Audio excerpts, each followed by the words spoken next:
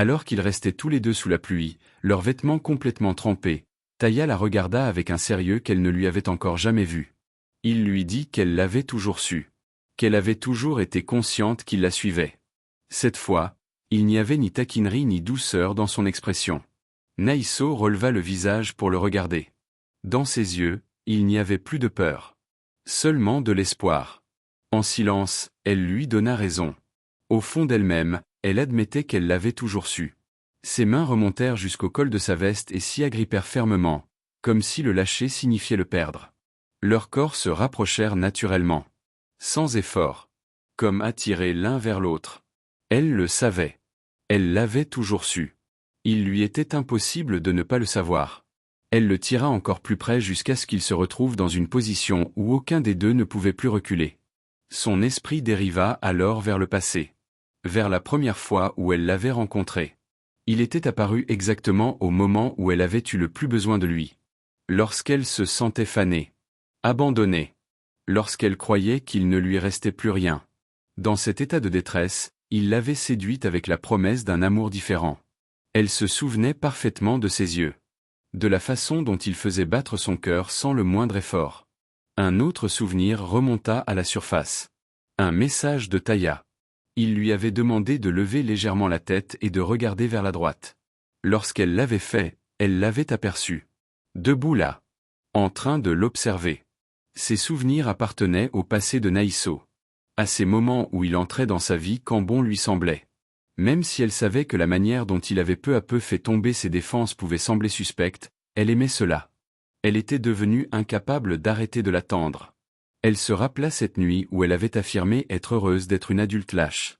Mais au fond, ce n'était pas vrai. Elle continuait à l'attendre parce qu'il apparaissait toujours lorsqu'elle souffrait. Un autre souvenir suivit. Sa main lui faisait mal. Taïa l'avait remarqué immédiatement. Elle avait insisté en disant que ce n'était rien et lui avait demandé pourquoi il voulait la porter sur son dos pour quelque chose d'aussi insignifiant. Taïa avait simplement ri, transformant la situation en un moment tendre et adorable entre eux. Ses souvenirs lui étaient restés parce qu'il réussissait toujours à faire disparaître ce qui la faisait souffrir. Elle savait que cela n'avait aucun sens. Et même aujourd'hui, elle savait que rien de tout cela n'était vraiment logique. Pourtant, il apparaissait toujours lorsqu'elle avait besoin de lui. Même aujourd'hui. Le jour où elle avait le plus besoin de lui. Il était revenu. Une partie d'elle espérait qu'il se mette en colère à cause d'elle. Qu'il souffre davantage de ses blessures qu'elle-même. Ses mains la guidaient avec douceur. Lentement. Délicatement. Comme s'il craignait qu'elle ne se brise au moindre geste brusque. Même aujourd'hui, il était venu pour elle. Comme toujours. Il s'était dressé devant les autres. Il s'était battu pour elle. Refusant qu'elle affronte tout cela seule. Ses bras la tirèrent davantage contre sa poitrine. L'enveloppant d'une étreinte ferme qui lui donnait enfin l'impression d'avoir les pieds sur terre. Par ses gestes, il semblait lui dire que tout allait bien désormais. Qu'elle n'avait plus besoin d'avoir peur. La chaleur de cette étreinte lui serra le cœur. Ses yeux devinrent lourds. Comme si quelque chose en elle appelait son propre nom. Perdu entre la douleur et le soulagement. Ils avancèrent instinctivement l'un vers l'autre jusqu'à ce qu'il ne reste plus aucune distance entre eux. Leurs corps se pressèrent l'un contre l'autre. Ils s'accrochèrent comme si se séparer effacerait tout ce qu'ils avaient traversé. Leurs visages se frôlèrent. Puis ils s'embrassèrent. Lentement. Désespérément. L'esprit de Naïso replongea encore dans le passé. Elle se souvint d'une conversation sur le premier amour. Elle avait évoqué cette idée que les gens répètent souvent. Que les premiers amours sont toujours passionnés. Elle se rappela clairement la réaction de Taïa. La confusion sur son visage lorsqu'il l'avait entendue. Ses souvenirs s'accrochaient maintenant à elle. Il la hantait. Il lui rappelait qui était Taïa. Et la manière dont il l'avait aimée sans jamais hésiter. Chaque souvenir semblait douloureusement vivant. Comme si le passé s'écrasait contre le présent. Même maintenant, ils continuaient de se tenir l'un l'autre. Leurs bras enlacés. Aucun d'eux ne souhaitait lâcher prise. Elle s'avoua alors quelque chose. Autrefois, elle avait cru que ce serait son dernier amour. Un autre souvenir refit surface. Une nuit précise. La nuit où elle avait parlé à Taïa de son premier mari. Le poids de cette confession revint peser sur sa poitrine. Avec lui revenait également une vérité. Les gens changent. Les premiers amours aussi. Et pourtant, malgré tout cela, ses mains demeuraient autour de lui. Tout comme les bras de Taya restaient autour d'elle. Comme s'il avait peur de la perdre encore une fois. Finalement, Naïso lui avoua la vérité. Sa voix était calme, mais lourde d'émotion. Elle lui dit que Miel avait lui aussi été son premier amour. En laissant des cicatrices que le temps n'avait jamais totalement effacées. Elle laissa ses paroles flotter entre eux tandis qu'elle observait son visage. Attendant une réaction. N'importe laquelle. Taya répondit simplement, « C'est donc ça. » Naïso chercha quelque chose dans son regard. Puis Taya prononça une phrase qui la transperça. « Je préférerais mourir avant qu'un deuxième amour ne commence. » Le poids de ces mots la terrifia. Sans réfléchir, elle l'attrapa et le tira vers elle. « Qu'est-ce que tu racontes ?» Taya tenta de créer un peu de distance. Il lui demanda de ne pas s'appuyer ainsi sur lui. De reculer. Mais elle refusa. Au contraire. Ses bras se resserrèrent autour de lui. Dans cet instant, un soulagement inattendu envahit Taya. Une chaleur douce. Comme si sa proximité lui prouvait qu'il était encore désiré. Il lui demanda doucement, « Peux-tu me faire confiance, juste une fois ?» Sa voix était plus faible. Presque vulnérable. « Donne-moi une chance. » Naïso répondit avec certitude. Elle lui demanda de se souvenir. De se rappeler que, tout comme lui avait autrefois accordé sa confiance à quelqu'un sans réserve, chaque chose avait un commencement. Et pouvait aussi devenir la dernière.